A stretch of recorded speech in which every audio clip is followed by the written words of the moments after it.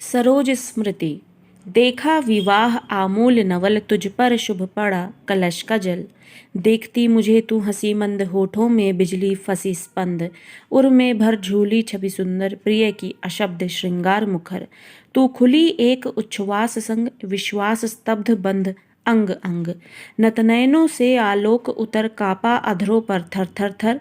देखा मैंने वह मूर्ति धीती, मेरे वसंत की प्रथम की थी। श्रृंगार रहा जो निराकार, रस कविता में उच्छ्वसित धार। गाया स्वर्गीय प्रिया संग, भरता प्राणों में राग रंग।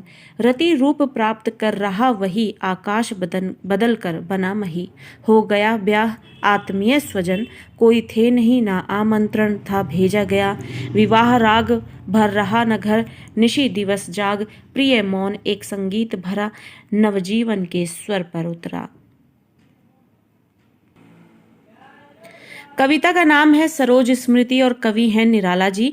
और कविता का शीर्षक क्या है, उसका अर्थ क्या है और किस उद्देश्य से ये शीर्षक है, ये जान लेना कविता को जानने से पहले ज़्यादा ज़रूरी है, क्योंकि शीर्षक को समझ लेने से ही कविता बहुत हद तक समझ में आ जाती है। तो सरोज स्मृति, सरोज जो कि निराला जी की पुत्री हैं, उनका नाम है सरोज, और स्मृति होती है यादें। इसका अर्थ है यादें, यानी सरोज से संबंधित जो यादें हैं उन्होंने इस कविता के माध्यम से लोगों के सामने पेश किया है, और साथ ही अपनी प्रिया यानी स्वर्गीय पत्नी को याद भी वो करते हैं। और क्योंकि निराला जी एक क्रांतिकारी कवि हैं, और क्रांतिकारी कवि होने के नाते जो समाज में उन्होंने गलत होते देखा उसको गलत हिम्मत के साथ सामने लाने का प्रयास किया उन्होंने, और उसी के परिणाम स्वरूप उन्होंने अपने जीवन में बहुत सी ऐसी चीज़ें सही हैं जिससे उनको सिर्फ निराशा हाथ लगी है।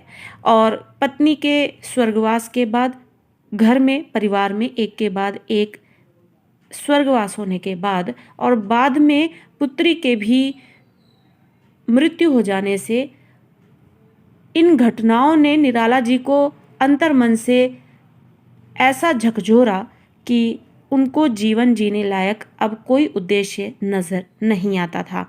और पत्नी के स्वर्गवास से तो वो अंतर्मन से एकदम झकझोर उठे थे, लेकिन अपनी पुत्री के लिए कुछ अच्छा ना कर पाने के कारण वो उनके लिए उदास रहा करते थे।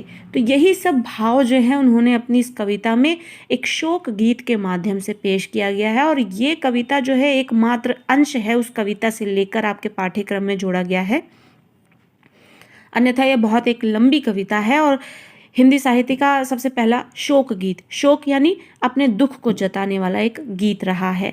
तो शुरू करते हैं और कविता को समझने का प्रयास करते हैं। देखा विवाह आमूल नवल, विवाह यानी शादी, आमूल यानी मूल रूप से या फिर संपूर्ण रूप से, नवल यानी नया। निराला जी अपनी पुत्री के विवाह को याद करते हुए कहते हैं कि उन्होंने अपने जीवन में यह एक ऐसा विवाह देखा था जो कि अनोखा था, संपूर्ण रूप से नया था। वो क्यों कहते हैं ऐसा?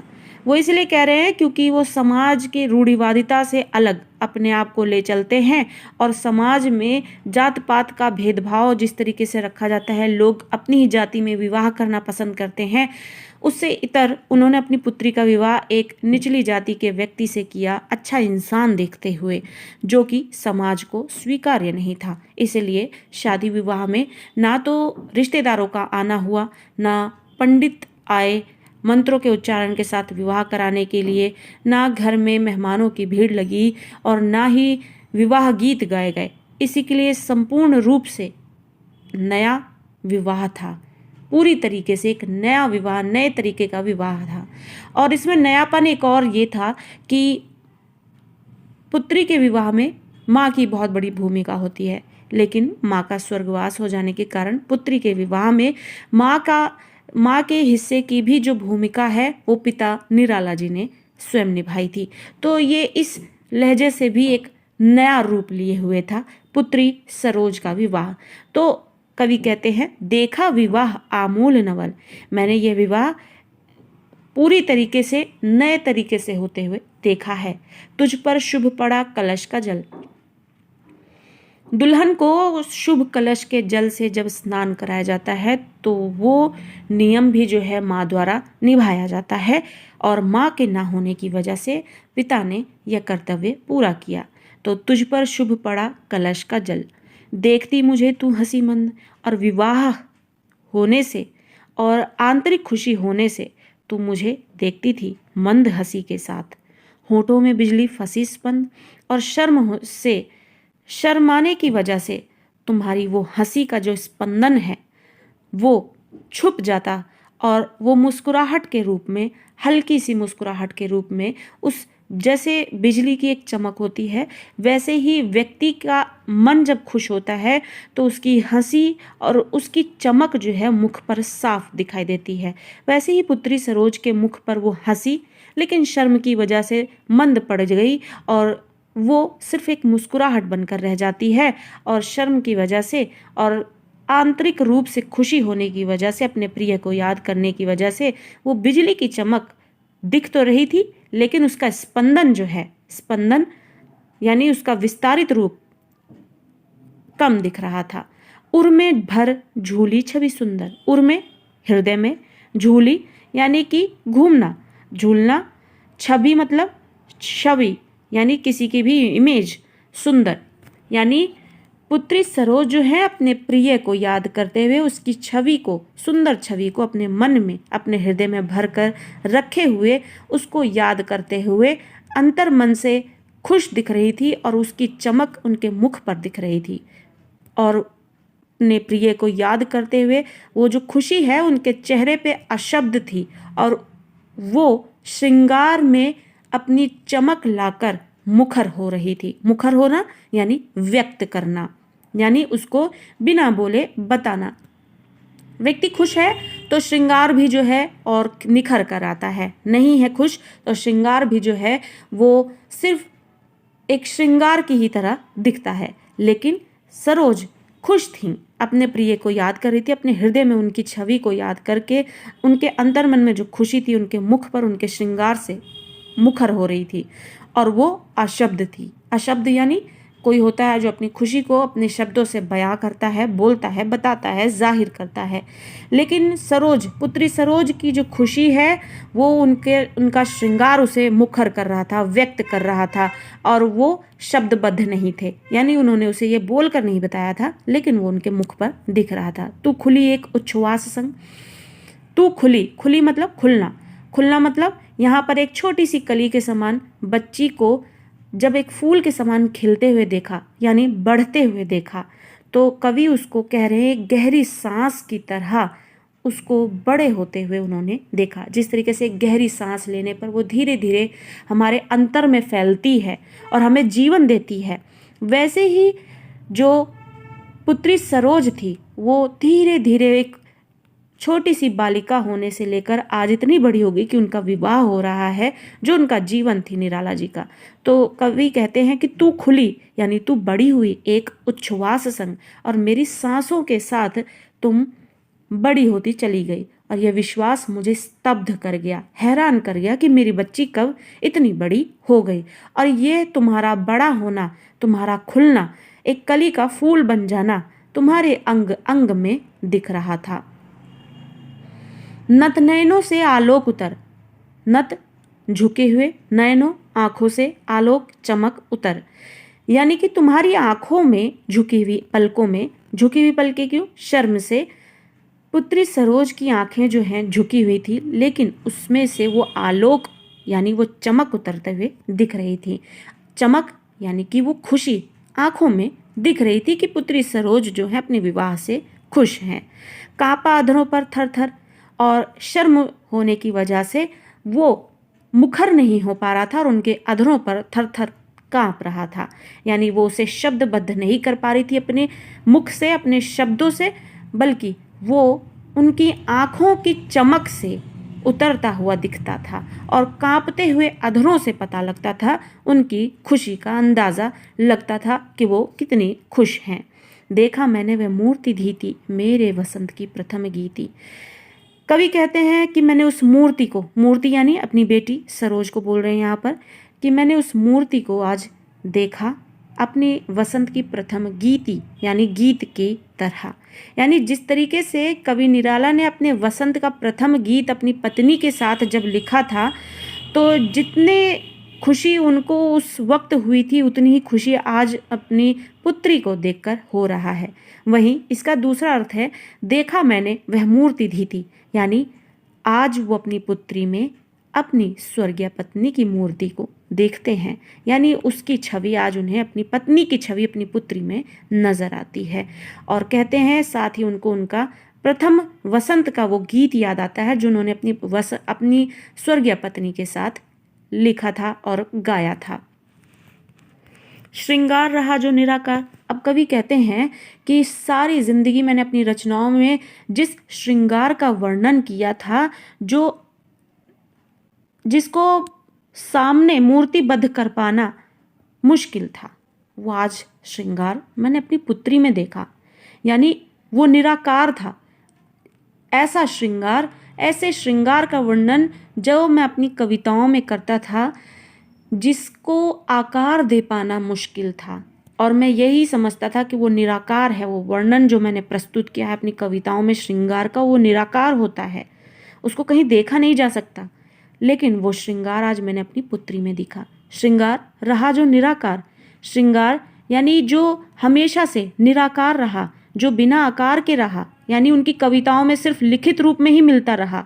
रस कविता में उच्छ्वसित धार, और वो मेरी कविताओं में रस बनकर और सांसों की धार बनकर ही देखा और महसूस किया जाता था। लेकिन आज वो मैंने श्रृंगार अपनी पुत्री में देखा, और वो श्रृंगार, वो रस उस कविता में था जो मैंने अपनी पत्नी, स्वर्गीय पत्नी के साथ गाया था। गाया स्वर्गीय प्रिया यानी पत्नी संग। भरता प्राणों में राग रंग, जो मेरे प्राणों में राग रंग भरता था, यानी राग और रंग। राग यानी गीत, रंग यानी खुशियाँ या माहौल को रंगीन करना। तो कवि ने जो कविताएं लिखी थी उसमें जो श्रृंगार का वर्णन किया था, जो उसकी सांस थी, या फिर रस कविता में वो सांस बनकर एक सांस की तरह थी जो कविता को जीवन देती थी। वो रस, वो सब उनकी कविताओं में दिखता था, और उनको लगता था ये निराकार हैं, ये सिर्फ लिखित रूप में मेरी कविताओं में मिल सकती हैं। लेकिन वो श्रृंगार आज उन्होंने अपनी पुत्री में देखा, जो उनके प्राणों में राग रंग भरता था। रति रूप, रति यानी काम देवता की पत्नी का नाम रति है, और रति जो है वो बहुत ही सुंदर मानी जाती हैं। और कवि जो हैं वो कह रहे हैं कि रति के रूप की तरह आज उनकी पुत्री जो है उस सौंदर्य को प्राप्त कर रही है, वो रति के समान रूप को प्राप्त कर रही है। आकाश बदल कर बना मही। अभी इस वाक्य में बहुत गहरा अर्थ है। आकाश सभी जानते हैं, और मही धरती। ऐसा लग रहा है कि आज आकाश धरती से आकर मिल रहा है। दूसरा अर्थ है, आकाश में जो कि स्वर्गीय पत्नी है उनको आकाश से जोड़ते हुए और मही से अपनी पुत्री को जोड़ते हुए कह रहे हैं कि ऐसा लग रहा है कि आज आकाश जो है वो मही बन गया है बदल कर, यानी कि उनको अपनी पुत्री में आज अपनी स्वर्गीय पत्नी साफ झलकती दिख रही हैं। हो गया ब्याह आत्मीय स्वजन। ब्याह तो हो गया, आत्मीय स्वजन यानी जो उनके परिचित हैं, उनके सगे संबंधी हैं, कोई नहीं था, कोई थे नहीं। ना आमंत्रण दिया गया, ना आमंत्रण भेजा ही गया, और ना ही उनके घर में विवाह के गीत गाए गए, और ना ही उनका घर रिश्तेदारों से भरा हुआ था जो रात दिन, निशी रात, दिवस दिन जागें और शोरगुल करके विवाह का आनंद लें। प्रिय मौन एक संगीत भरा नवजीवन के स्वर पर उतरा।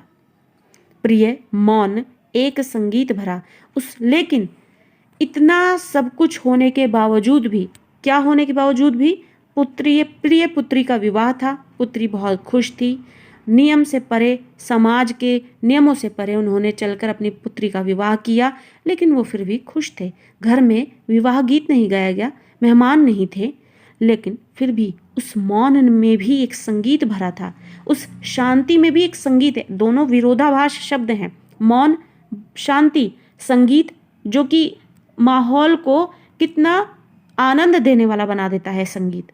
तो उस शांति में भी उनको संगीत सुनाई दे रहा था। क्यों? क्योंकि वो स्वयं अंतर्मन उनका खुश था। निराला जी अपनी पुत्री को देखकर खुश थे, और उन्हीं पुत्री में आज उनको अपनी स्वर्गीय पत्नी भी याद आ रही थी और इसलिए वो खुश थे। और पुत्री सरोज तो अपने प्रिय को याद करके खुश थी ही, अपने विवाह को लेकर खुश थी ही। तो उस मौन में भी उनको एक संगीत सुनाई दे रहा था, जहां नवजीवन के स्वर पर उतरा। नवजीवन जो कि आज नया जीवन शुरू करने वालों के जीवन को स्वर से भर रहा था। यानी कि सरोज पुत्री और उनके प्रिय जिनसे उनका विवाह हो रहा था, उस नए जीवन को शुरू करने वालों को के जीवन को भी वो संगीत से आज भर रहा था। एक बार फिर से दोहरा लेते हैं पंक्तियों को। देखा विवाह आमूल नवल, विवाह देखा पूरी तरीके से जो नया था। तुझ पर शुभ कलश का जल पड़ा, जहां माँ ये भूमिका निभाती है, पिता निराला ने उस भूमिका को निभाया। देखती मुझे तू हंसी मंद, पुत्री सरोज जो है उनका अंतर्मन खुश है और पिता को देखती हैं और मंद मंद हंसती हैं, लेकिन उनके होठों में वो बिजली के समान चमक ली हुई हंसी जो है वो कहीं ना कहीं फंसी हुई है शर्म से। उनके हृदय में अपने प्रिय की छवि, सुंदर छवि जो है वो घूम रही है और उसको वो अपने श्रृंगार से व्यक्त करती हुई दिख रही हैं, जो अशब्द है, यानी बोल कर नहीं, वो अपने श्रृंगार से मुखर करती हुई दिख रही हैं। यानी उनकी खुशी जो है उनके मुख से, उनके श्रृंगार से जाहिर हो रही है। तो एक मेरे सांसों के साथ बढ़ती हुई मेरी छोटी सी बच्ची जो है आज खुली हुई, यानी एक कली के समान मेरी बेटी आज फूल के समान खिली हुई दिख रही है। विश्वास स्तब्ध बंद अंग अंग, और उसके प्रत्येक अंग से यह झलक रहा है कि आज वो इतनी बड़ी हो गई कि आज उसका विवाह हो रहा है। और ये चीज़ मुझे स्तब्ध कर जाती है, यानी हैरान करती है। झुकी हुई आंखों से उसकी चमक उतर रही है और अधर जो है उसके कांप रहे हैं। अधर यानी होंठ जो है उसके कांप रहे हैं। शर्म से वो अपनी खुशी को जाहिर नहीं कर पा रही, लेकिन आंखों की चमक और कांपते हुए होठों से उसकी खुशी जो है वो जाहिर हो रही है। कवि कहते हैं आज मैंने अपनी पुत्री में अपने उस वसंत की प्रथम गीति को महसूस किया है। यानी अपनी पुत्री में आज उन्होंने अपनी पत्नी, प्रिया स्वर्गीय पत्नी को देखा और उनको अपने वसंत की प्रथम गीत याद आ गए। कवि कहते हैं कि वसंत का जो प्रथम गीत है, या फिर उन्होंने अपनी रचनाओं में जिन श्रृंगार के वर्णन को प्रस्तुत किया था और सारी ज़िंदगी वो समझते रहे कि वो निराकार हैं, यानी उनका कोई आकार नहीं है, उनको आम जिंदगी में नहीं देखा जा सकता, वो सिर्फ मेरी कविताओं में लिखित रूप में ही मिलते हैं। लेकिन आज उनको अपनी पुत्री में वो आकार लेता हुआ दिखाई दिया, यानी वो श्रृंगार आज उन्होंने अपनी पुत्री में देखा। कहते हैं कि श्रृंगार रहा जो निराकार, वो श्रृंगार जो हमेशा निराकार रहा, बिना आकार के रहा, सिर्फ कविताओं में दिखता रहा, वो रस कविता में सांस बनकर उसको जीवन देता रहा। जो मैंने अपनी स्वर्गीय प्रिया के संग गाया था, वो मेरे प्राणों में राग रंग भरता रहा। मेरी पुत्री के श्रृंगार ने आज रति रूप धारण कर लिया है, रति जैसा सौंदर्य प्राप्त कर लिया है, और ऐसा लग रहा है आज आकाश जो है वो आकाश जो है वो बदल कर मही यानी धरती बन गया है। हो गया है ब्याह और आत्मीय स्वजन यानी रिश्तेदारों का या सगे संबंधियों को कोई आमंत्रण नहीं दिया गया था, और ना ही वो थे और ना ही उनको आमंत्रण भेजा गया, ना ही कोई विवाह राग हुआ, यानी ना ही कोई विवाह गीत हुआ, और ना ही घर में रिश्तेदारों की भीड़ दिखी। रात दिन जो जाग कर विवाह का आनंद लें। प्रिय मौन एक संगीत भरा, लेकिन उस मौन में भी मुझे एक संगीत सुनाई देता था, उस मौन में भी मुझे खुशी मिल रही थी, जो नया जीवन शुरू करने वालों के जीवन को स्वर से भर रहा था। माँ की कुल शिक्षा मैंने दी, पुष्प सेज तेरी स्वयं रची, सोचा मन में वह शकुंतला, पर पाठ अन्य यह अन्य कला। कुछ दिन रह ग्रह तू फिर समोद बैठी, नानी की स्नेह गोद मामा मामी का रहा प्यार भर, जलद धरा को ज्यों अपार। वे ही सुख दुख में रहे न्यस्त, तेरे हित सदा समस्त व्यस्त, वह लता वहीं की जहाँ कली तू खिली, स्नेह से हिली पली। अंत भी उसी गोद में शरण ली, मूंदे दृगवर महामरण। मुझ भाग्यहीन की तू संबल, युग वर्ष बाद जब हुई विकल, दुखी जीवन की कथा रही। क्या कहूँ आज जो नहीं कही, हो इसी कर्म पर वज्रपात पात, यदि धर्म रहे नत सदा मात। इस पथ पर मेरे कार्य सकल हों भ्रष्ट, शीत के से शतदल, कन्यागत कर्मों का अर्पण कर, करता मैं तेरा तर्पण। अब कवि निराला जी जो हैं अपनी कविता के इस आखिरी अंश में आगे बताते हैं कि किस तरीके से पत्नी का स्वर्गवास होने के बाद उन्होंने पिता के साथ साथ माँ की भी भूमिका अपनी पुत्री सरोज के जीवन में निभाई थी। तो पहली लाइन से ही यहाँ पे बताना शुरू कर रहे हैं कवि निराला कि माँ की कुल शिक्षा, कुल यहाँ पर जो है दो अर्थों में भी ले सकते हैं। कुल मतलब संपूर्ण यानी पूरा, या अपने कुल की शिक्षा जो है। तो जिस तरीके से माँ जो है शादी में एक महत्वपूर्ण भूमिका निभाती है रस्मों रिवाजों को निभाते हुए, और साथ ही एक महत्वपूर्ण भूमिका निभाती है अपनी बेटी को विदा करते वक्त ससुराल में अपने जीवन को बेहतरीन तरीके से जी सके उससे संबंधित जानकारी देना, शिक्षा देना। तो वो भूमिका भी जब कवि निराला जी ने पिता के रूप में अपनी बेटी को समझाते हुए निभाई, तो वो कहते हैं कि माँ के द्वारा ये सारी रीति रिवाज निभाने के साथ साथ तुम्हें शिक्षा देने का जो नियम भी उनको पूरा करना था, उसकी भूमिका भी आज मैंने पूरी की, और माँ के जगह पर मैंने तुमको कुल शिक्षा मैंने दी। पुष्प सेज भी मैंने तुम्हारी स्वयं ही रची, सोचा मन में वह शकुंतला। फिर कवि मन में सोचते हैं अपनी पुत्री को देखते हुए कि वह शकुंतला है। कवि अपनी पुत्री सरोज को देखकर ये सोचते हैं कि वो शकुंतला की तरह है। शकुंतला जो माँ के अभाव में कुछ भी नहीं जानती थी, किसी भी प्रकार का ज्ञान नहीं था, और ऋषि मुनि ने उनको सभी जानकारियाँ दी थी। लेकिन वो आगे कहते हैं कि पर पाठ अन्य, यह पाठ यानी विषय, अन्य यानी दूसरा, यह मतलब यह, यानी उनकी पुत्री का विषय अलग है और शकुंतला का विषय अलग है। शकुंतला की माँ ने उनको स्वयं छोड़ा था। यहाँ पर प्रकृति के एक नियम चक्र के अनुसार माँ का स्वर्गवास होने की वजह से सरोज पुत्री जो हैं वो अपनी माँ से अलग हुई थी। तो इसलिए वो कहते हैं कि ये पाठ्य अलग था और यह अन्य कला थी। कुछ दिन रह ग्रह तू फिर समूद, और इस तरीके से माँ के स्वर्गवास होने के बाद पिता के साथ तुमने कुछ दिन मेरे साथ अपने ग्रह में, अपने घर में स्नेह के साथ, समूद यानी स्नेह के साथ प्यार से एक जीवन जिया, और उसके बाद अपनी नानी की स्नेह गोद में पलने चली गई। बैठी नानी की स्नेह गोद, यानी प्यार से भरी हुई गोद में नानी की अपने पलने नानी के यहाँ चली गई, और साथ ही उनको वहाँ पर मामा मामी का भी प्यार मिला। भर जलद धरा को जो अपार, जैसे भरे हुए जलद धरा को जैसे अपार कर देते हैं। कहने का अर्थ भरा हुआ जलद यानी भरे हुए बादल, पानी से भरे हुए बादल धरती को जैसे बरस कर उनको तृप्त कर देते हैं। उसी तरीके से तुमने अपनी नानी के यहाँ जाकर तुम्हारा पालन पोषण हुआ और इतना प्यार मिला जिस तरीके से भरे हुए बादल जो है अपना प्यार धरती को बरसाते हैं जब धरती गर्मी से तड़प रही होती है।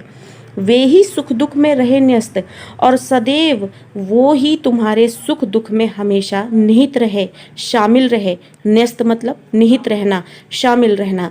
तेरे हित सदा समस्त, और तेरे ही हित में यानी तेरे ही अच्छाई के लिए सदैव समस्त सभी लोग नाना नानी के परिवार व्यस्त रहे। वह लता वहीं की जहाँ कली तू खिली, वह लता वहीं की, यह लता जो है वहीं की है जहाँ तू कली के रूप में जाकर खिली है। यानी छोटी सी सरोज थी और नानी के प्यार में पलकर और उनकी स्नेह भरी गोद में पलकर तू कली से फूल बनकर खिल उठी, और स्नेह से पालन पोषण तुम्हारा हुआ। अंत भी उसी गोद में शरण ली, और अंत भी तुम्हारा जो है उसी गोद में ही हुआ। मूंदे दृग, मूंदे मतलब बंद करना, दृग यानी आंखें, वरना मतलब प्राप्त करना, महामरण मतलब मृत्यु, और तुमने अपनी आंखें भी वहीं बंद की और मृत्यु भी तुमने वहीं पर प्राप्त किया। मुझ भाग्यहीन की तू संभल, कवि अपने आप को भाग्यहीन कहते हैं परिवार से, रिश्तों से, आर्थिक रूप से, और इस तरीके से अपनी बेटी के लिए कुछ ना कर पाने की अकर्मठता जो है उनको हमेशा सताती रही, और इसलिए वो अपने आप को भाग्यहीन समझते हैं और कहते हैं कि मुझ भाग्यहीन की तू संभल। अपनी पुत्री सरोज को कहते हैं कि वो उनका जीवन जीने का एक सहारा थी। संबल यानी सहारा। युग वर्ष बाद जब हुई विकल, युगों बाद वर्षों बाद जब पल बढ़कर इतनी बड़ी हुई और तुम मुझे छोड़कर चली गई, तो मैं विकल हो उठा, परेशान हो उठा और इस तरीके से मेरा जीवन जो है एक दुख की गाथा बनकर रह गई, यानी दुख भरी कहानी बनकर ही जो है मेरा जीवन रह गया। अब मैं इसके आगे अपने जीवन के विषय में क्या कहूँ जो आज तक मैंने नहीं कहा। हो इसी कर्म पर वज्रपात, मैंने सारा जीवन अपने कवि कर्म पर और धर्म पर जीवन व्यतीत किया है, सत्कर्मों के साथ जीवन व्यतीत किया है। और अगर इसी कर्म पर सत्कर्म पर वज्रपात यानी कठिनाइयों का पहाड़ टूट पड़ता है, वज्रपात यानी कठिनाइयों का पहाड़ टूटना, अगर इसी कर्म पर वज्रपात होता है, यदि धर्म रहे नत सदा माथ, और यदि धर्म के रास्ते चलने से सदा जो हमारा सर है वो झुका रहता है, उसके बावजूद भी, इस पथ पर चलने के बावजूद भी अगर मेरे सारे सकल कार्यों का यही परिणाम मिलता है कि जिस तरीके से शीत ऋतु में जो कमल के फूल हैं वो बर्फ़ की वर्षा होने की वजह से मुरझा जाते हैं या वो नष्ट हो जाते हैं, उसी प्रकार कीचड़ में खिलने वाले कमल के समान ही मेरा जीवन रहा है, जिसने सिर्फ सत्कर्म किए हैं और कवि धर्म ही निभाया है। बावजूद इसके मुझे मेरा सारा जीवन जो है वो वज्रपात के समान रहा है, जिसमें सिर्फ कठिनाइयाँ ही कठिनाइयाँ रही हैं। हे कन्या, गत कर्मों, बीते हुए कर्मों का को मैं तुम्हारे लिए अर्पित करता हूँ, करता मैं तेरा अर्पण। और उन्हीं गत कर्मों के परिणाम स्वरूप आज तक मेरे पास जो भी रहा है उसको मैं तुम्हें अर्पित करता हूँ, श्रद्धांजलि देता हूँ और तुम्हारा तर्पण करता हूँ। तो इस तरीके से कवि जो है अपने सरोज पुत्री के विषय में अपने जो दुख है, वेदनाएं हैं, उसको इस कविता के माध्यम से प्रस्तुत करते हैं। और एक बार इसको फिर से दोहराकर कविता को समझ लेते हैं।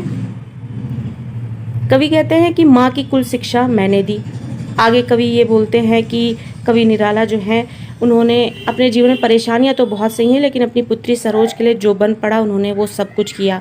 माँ के स्वर्गवास होने के बावजूद उन्होंने माँ की भूमिका निभाई, पिता होने के साथ साथ उसकी जिम्मेदारियां निभाने के साथ साथ माँ की जिम्मेदारियां भी निभाई। और सरोज पुत्री को उन्होंने माँ के द्वारा दी जाने वाली शिक्षा को भी उन्होंने दी।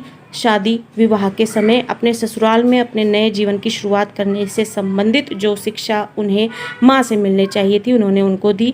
और पुष्प सेज भी उन्होंने स्वयं ही रची अपनी पुत्री की।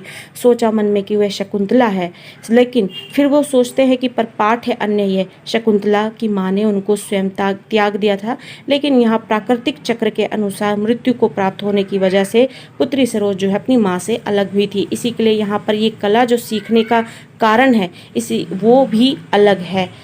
अन्य कला, कुछ दिन रह ग्रह तू फिर समोद, स्नेह के साथ, समोद यानी स्नेह के साथ तुम कुछ दिन ग्रह रही, घर में रही, अपने घर में रही, मेरे साथ, पिता के साथ कुछ दिन अपना जीवन व्यतीत किया। फिर नानी के साथ उनकी स्नेह गोद में पलने पोसने के लिए चली गई। मामा मामी का रहा प्यार और साथ ही उन्हें वहाँ पर नानी के प्यार के साथ मामा मामी का भी प्यार मिला। उसी तरीके से जिस तरीके से भरे हुए बादल जो है वो बरस कर धरती को तृप्त कर देते हैं, वे ही सुख दुख में हमेशा तुम्हारे साथ शामिल रहे और तुम्हारी अच्छाई के लिए, तुम्हारे हित के लिए सदैव सभी लोग व्यस्त रहे। तुम वही की लता थी जहाँ तुम कली बनकर गई थी और फूल के समान खिल गई और स्नेह से पली बढ़ी। और तुमने अंत में भी उसी गोद में शरण ली और अपनी आंखें भी वही मूंदी यानी बंद की, यानी मृत्यु को प्राप्त किया।